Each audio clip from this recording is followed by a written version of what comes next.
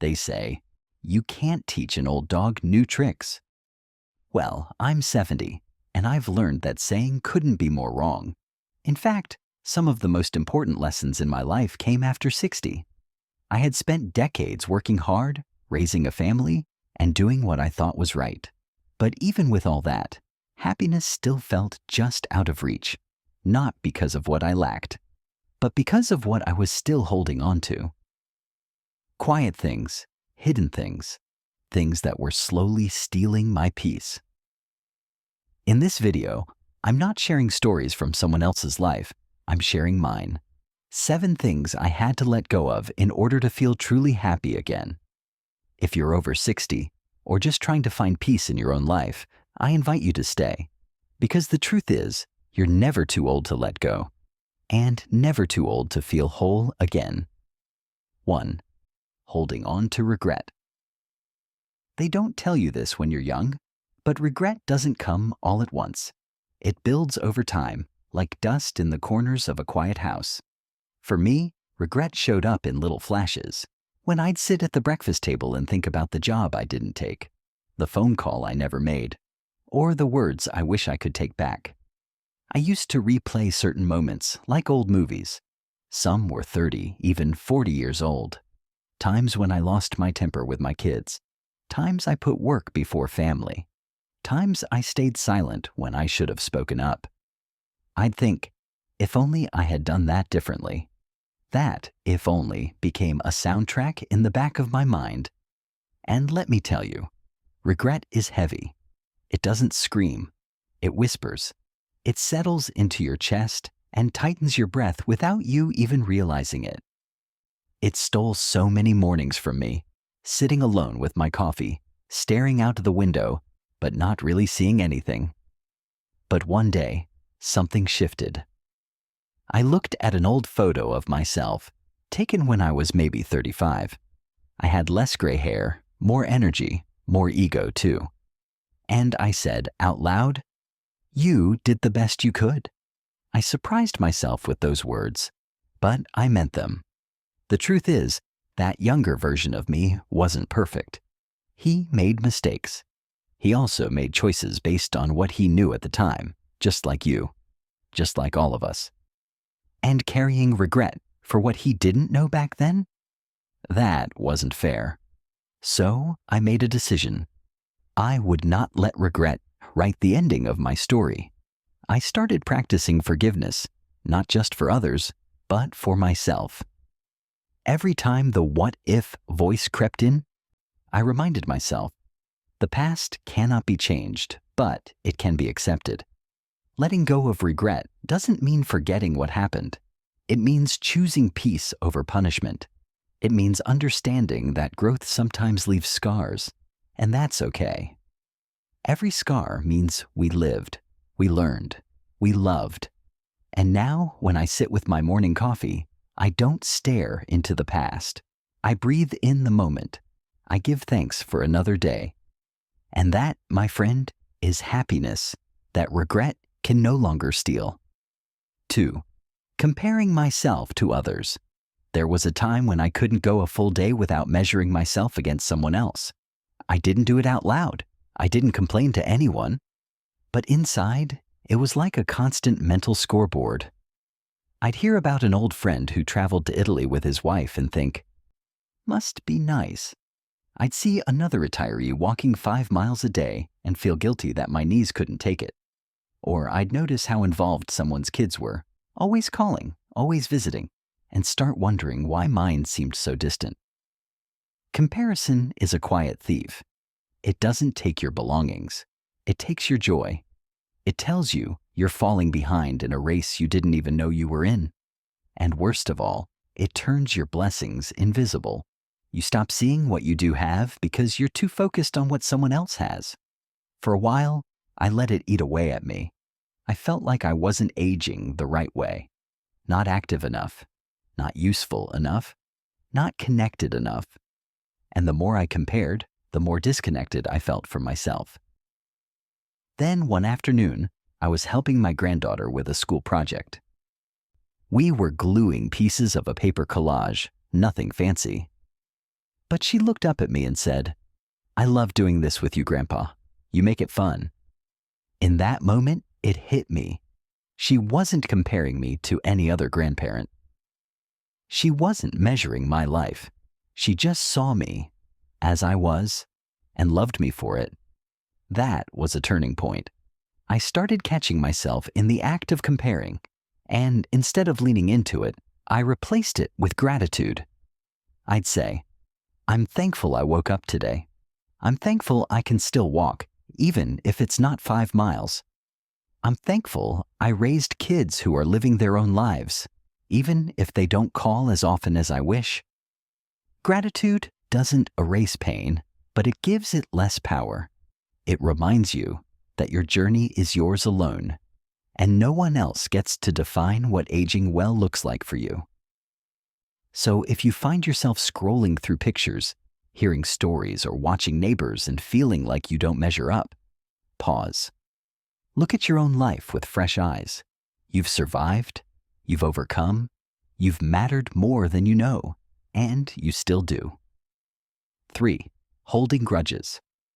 I used to think that holding a grudge gave me power, that if someone hurt me, especially someone close, keeping that pain alive would protect me from being hurt again. Let me tell you, it doesn't. What it really does is trap you. It puts a fence around your heart and calls it safety when, in truth, it's isolation. And that fence, it doesn't just keep the bad out, it keeps the good out too. I had people in my life I hadn't spoken to in years.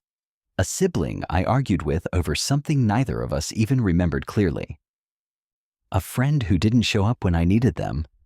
Words said in anger that were never taken back and never forgiven. I told myself I was over it, but every time their name came up, I'd feel a tightness in my chest. That's not peace. That's a wound covered in pride.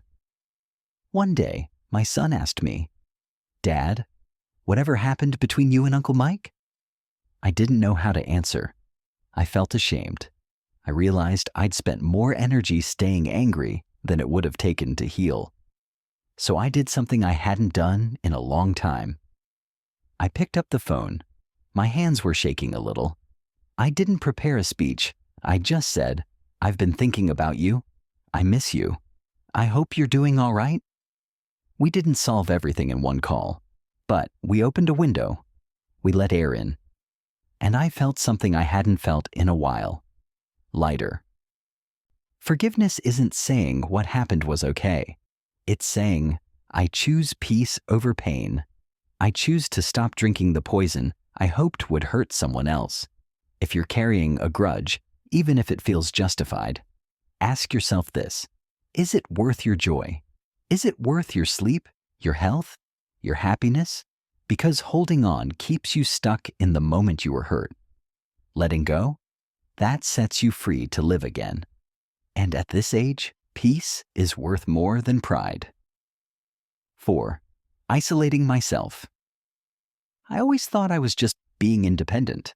After all, I'd spent most of my adult life taking care of others, my family, my job, my responsibilities. So when the house got quiet, when the days got slower, I figured I had earned the peace and solitude.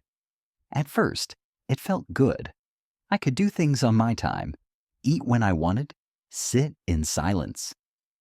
No one asking for anything. I told myself it was freedom, but somewhere along the way, that peace turned into loneliness. And I didn't even see it happening. It was subtle, a missed phone call here, skipping a birthday party there.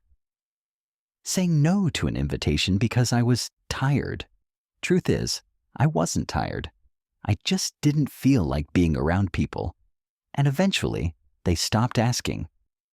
There's this lie we tell ourselves when we're older, that being alone is easier, that we've outgrown the need for connection. But the truth is, isolation doesn't protect you. It erodes you, slowly, quietly. I started noticing things. I was sleeping more, but waking up feeling empty. I went days without hearing my own voice out loud. I stopped cooking real meals. My world got smaller, one quiet choice at a time. It was my daughter who saw it before I did. She stopped by one Sunday, unannounced. She walked in, looked around, and said, "Dad, this place is too quiet." I shrugged. "I like it that way," I said, but even I didn't believe it. A few days later, she invited me over for dinner. I didn't want to go. I almost said no. But something in her voice, the way she said, "We miss you," made me pause. So I went. The house was loud. The kids were running around, spilling juice, arguing over silly things. There was music playing in the background, toys on the floor, laughter in the kitchen. And for a moment, I stood there in the middle of it all, completely overwhelmed. But then, something happened. My youngest grandson ran up to me and hugged my leg. He didn't say a word. He just held on. And I felt something I hadn't felt in a long time. Needed. That night, I laughed. I ate too much. I told stories. And when I got home, the silence felt different. It wasn't lonely. It was restful. Because I knew I was still connected. From that day on, I made a new rule for myself. Say yes more often. Even when I didn't feel like it. Especially when I didn't feel like it. Because I realized being with people, even when it's messy or loud or imperfect, reminds you that you're alive, that you matter, that you're not invisible. We weren't made to live in isolation. We were made for community, for dinners, for small talk, for showing up. And here's the thing, you don't need a crowd. Just one connection, one phone call, one visit, one honest conversation can start to break down the walls you've built. If you've been pulling away, telling yourself you're fine on your own, maybe it's time to let someone in again. Maybe it's time to say yes to Sunday dinner, or coffee with a neighbor, or even just a walk with a friend. Because the older we get, the more we realize happiness doesn't always come in the quiet. Sometimes it comes in the noise, in the mess, in the beautiful, ordinary chaos of people who love you. And that's a kind of happiness worth showing up for. 5. Needing to control everything. I used to think that control meant safety. If I could manage everything, my schedule, my home, even my children's choices, then nothing could surprise me and nothing would go wrong. Or so I believed. In my younger years, that habit served me. I was the one who handled the bills, fixed the leaky faucets, double-checked the locks. I took pride in being dependable, but somewhere along the way, that sense of responsibility quietly turned into something heavier. Control wasn't just about helping anymore. It was about needing things to go my way, or else I'd feel anxious, frustrated, even angry. It showed up most in my relationship with my grown children. I'd offer advice, sometimes without being asked. I'd question their choices. I'd worry constantly. One time, my son told me about a career change he was thinking of making. Instead of just listening, I started giving him a full list of reasons why it was risky, why he should reconsider. I thought I was being helpful, but he went quiet. Then he said, "Dad, I just needed you to hear me, not fix me." That hit me hard. It took me a while to understand what he meant.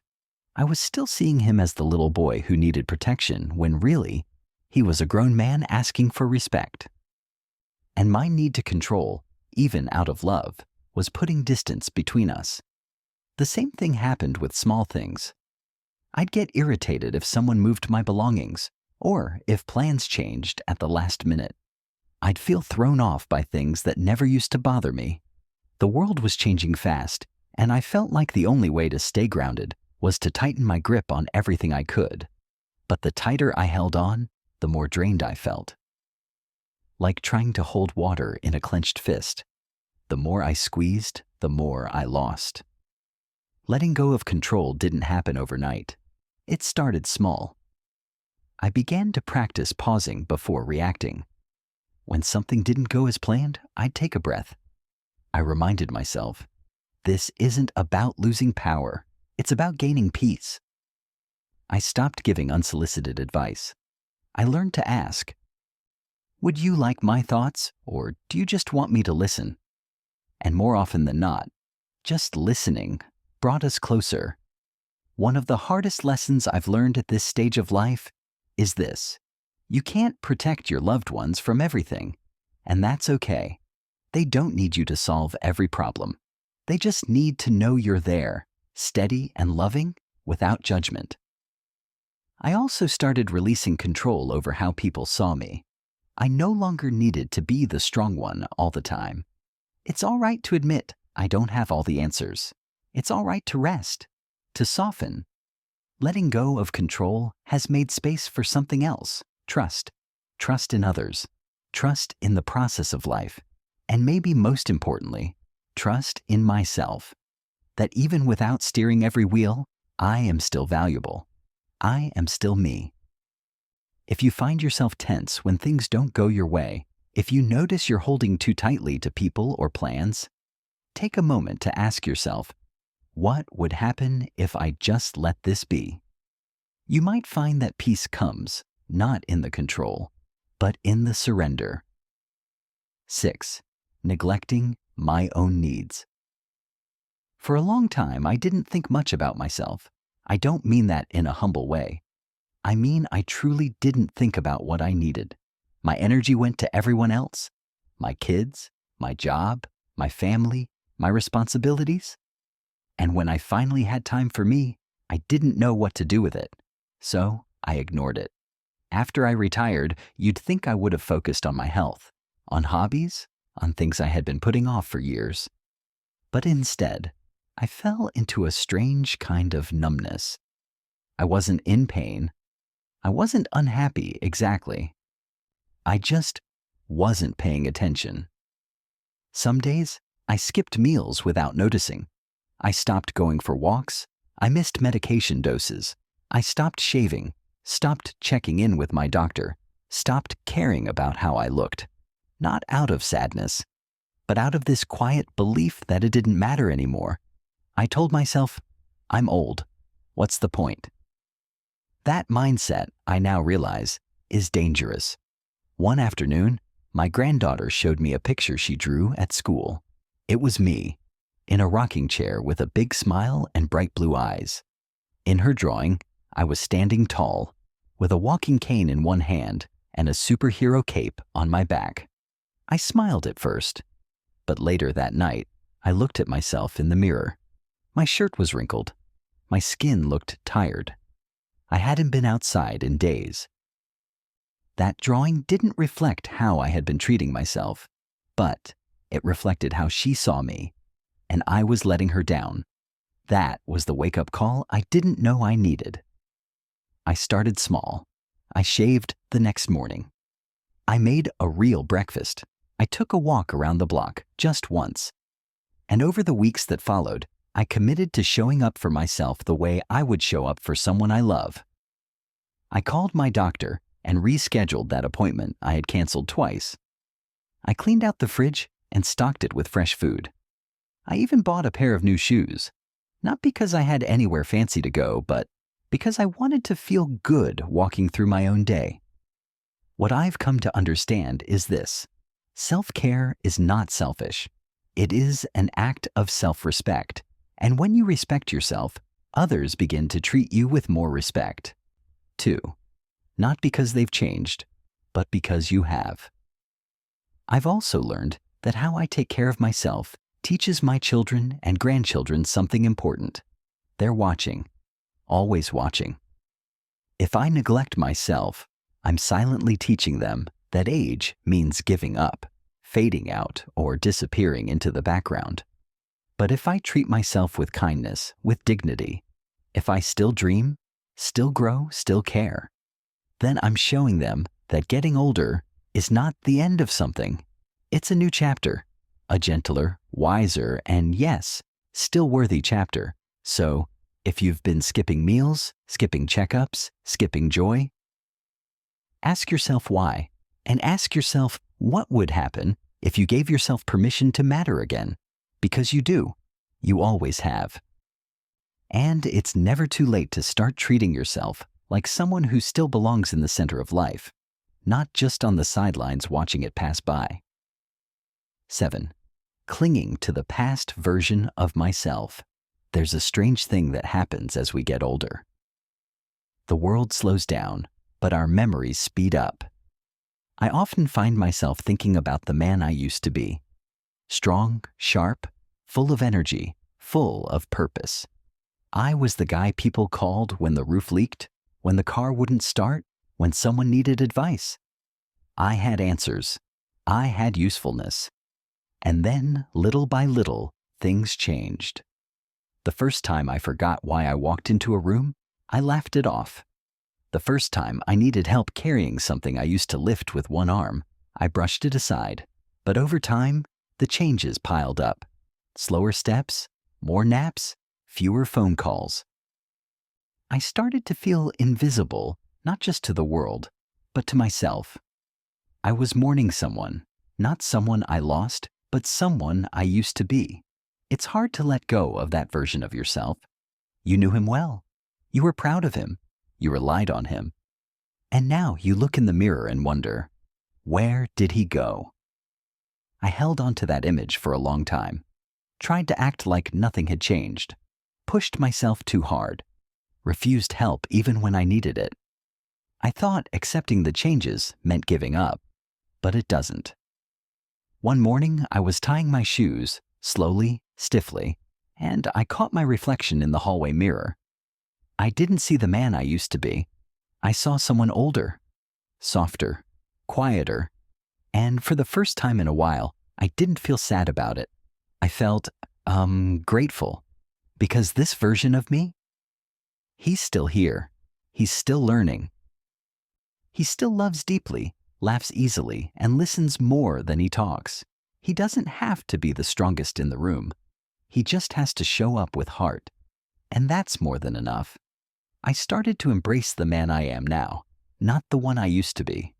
I stopped chasing old achievements and started celebrating small joys, like cooking a good meal, finishing a book, having a real conversation with someone I care about. I even began trying new things. Yes, at 70, I took up painting, not because I'm good at it, but because it makes me feel alive. I joined a local community group, not to impress anyone, but to simply belong again. Letting go of the past version of yourself isn't about forgetting who you were. It's about making space for who you are becoming. Because yes, even now we are still becoming. There's beauty in this stage of life. Not because it looks like our younger years, but because it doesn't. It's quieter, yes, but also deeper, more reflective, more intentional. If you find yourself longing for who you used to be, I invite you to look a little closer at who you are right now. This person, the one with more wrinkles, more wisdom, maybe a few more aches, still has value, still has stories left to tell, still has love to give. You are not less than you once were. You are simply different, and different can be beautiful. So there it is, 7 things I had to let go of. Not all at once, not easily, and not without some resistance. But each time I released one, it felt like taking off a heavy coat I didn't realize I'd been wearing. Letting go of regret, of comparison, of grudges. Reaching out instead of withdrawing. Loosening my grip on control. Taking care of myself even when no one's watching. And perhaps hardest of all, making peace with who I am now, not who I used to be. None of this is about pretending everything's perfect. It's about finally understanding that happiness isn't found by adding more. It's found by releasing what no longer serves us. And here's the truth I've come to believe. One that took me 70 years to fully accept. You're not too old to grow. You're not too late to change. You're not beyond happiness, not even close. So if any part of my story felt familiar to you, if even one of these things has been quietly stealing your peace, then maybe today is a good day to begin letting go. Not for the world, not for your kids, not for anyone else, but for you. You've earned the right to feel light, to feel free, to feel happy. Thank you for spending this time with me. And if this brought you comfort, or clarity, or just a moment of calm, I hope you'll pass it on. Maybe there's someone in your life who needs to hear it too. Until next time, take care of yourself. Be gentle with your heart. And remember, you're not alone on this road.